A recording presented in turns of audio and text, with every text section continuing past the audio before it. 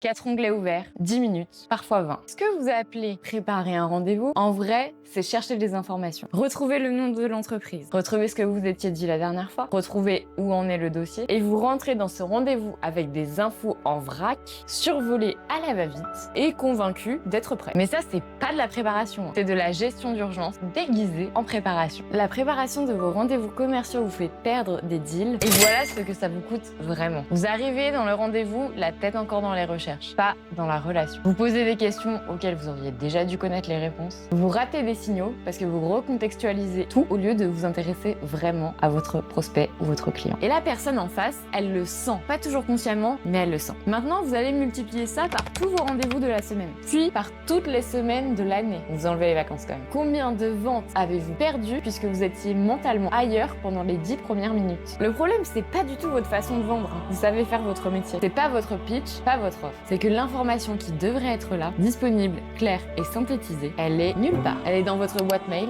dans votre CRM que vous rangez jamais, et dans votre tête si vous avez de la chance. Et chaque rendez-vous, vous repartez de zéro. Ce que moi je vais construire, c'est le système qui va régler exactement ça. Avant chaque rendez-vous, vous pouvez automatiquement avoir un briefing. Le contexte de la relation, les derniers échanges, ce qui a été promis et ce qui est en attente. Les infos clés sur l'entreprise finalement. En quelques secondes, sans chercher, sans ouvrir 20 onglets, votre boîte mail, votre CRM, etc. Le but, c'est que vous arriviez à un rendez-vous la tête libre, que vous pensiez à comment être utile à la personne qui est en face de vous, pas à vous souvenir de qui est cette personne en face de vous. Et c'est ça le vrai impact. C'est pas juste du temps de gagner. C'est une présence différente, des conversations différentes et des taux de conversion différents.